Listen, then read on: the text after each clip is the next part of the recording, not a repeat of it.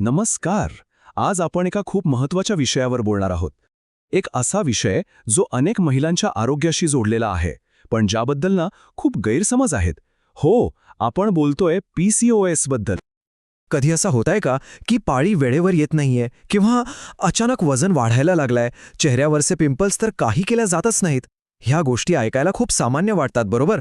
पण जरा थांबा, हे सगळं एका मोठ्या समस्येचं म्हणजेच PCOSचं पहिलं लक्षण असू शकतं. तर मग हा PCOS नक्की आहे तरी काय? चला, यामागे जे हॉर्मोन्सचं नाजूक संतुलन दडलेलं आहे ना, ते जरा सोप्या भाषेत समजून घेऊया. तर PCOS म्हणजे पॉलिसिस्टिक ओव्हरी सिंड्रोम. आता हे नाव थोडं किचकट वाटेल, पण सोप्या भाषेत सांगायचं झालं तर ही ओव्हरीजशी संबंधित एक हार्मोनल कंडिशन आहे. यात होतं काय की लहान लहान गाठी तयार होतात आणि त्यामुळे आपल्या शरीरातलं हॉर्मोन्सचं बॅलन्स बिघडतं.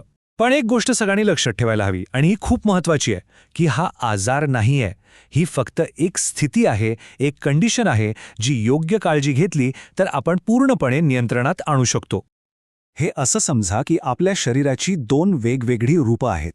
एका बाजूला जिथे सगळे हॉर्मोन्स अगदी बॅलन्स्ड आहेत, तिथे सगळं कसं सुरळीत चालतं.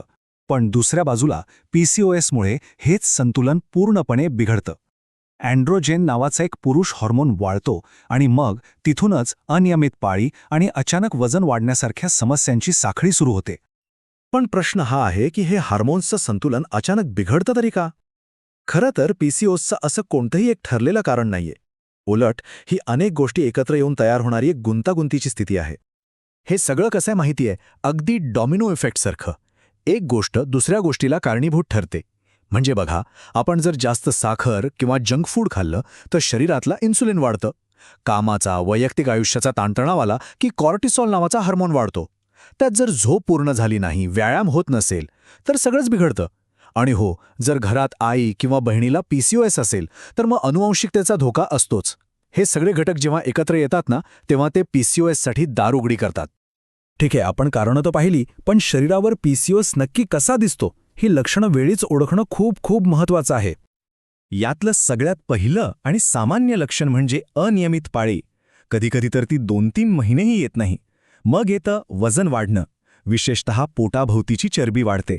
चेहऱ्यावर वेदना देणारे पिंपल्स येतात, त्वचा तेलकट होते आणि हनुवटी, छाती किंवा पोटावर नको तिथे केस दिसायला लागतात. काही प्रकरणांमध्ये डोक्यावरचे केस पातळ होतात आणि गर्भधारणेतही अडथळे येतात. आणि या सगळ्यासोबत सततचा थकवा आणि मूड स्विंग्स, हे सगळं याचाच एक भाग आहे. आता ही सगळी लक्षणं समजल्यावर सगळ्यात मोठा आणि महत्त्वाचा प्रश्न येतो, डॉक्टरांकडे कधी जायचं?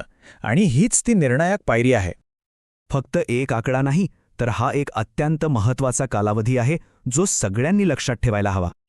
आणि हाच तो सगळ्यात महत्त्वाचा संदेश आहे. आपण आत्ता ज्या लक्षणांबद्दल बोललो ती जर 1-2 दिवस नाही तर सलग 2 ते 3 महिने टिकून राहिली तर अजिबात वेळ वाया न घालवता डॉक्टरांचा सल्ला घेणं अत्यंत आवश्यक आहे. या संकेतांकडे दुर्लक्ष करणं परवडणारं नाही. तर PCOSची कारणं आणि लक्षणं समजून घेणं हा आपल्या आरोग्याच्या प्रवासातला पहिला आणि खूप महत्त्वाचा टप्पा आहे, यात शंका नाही.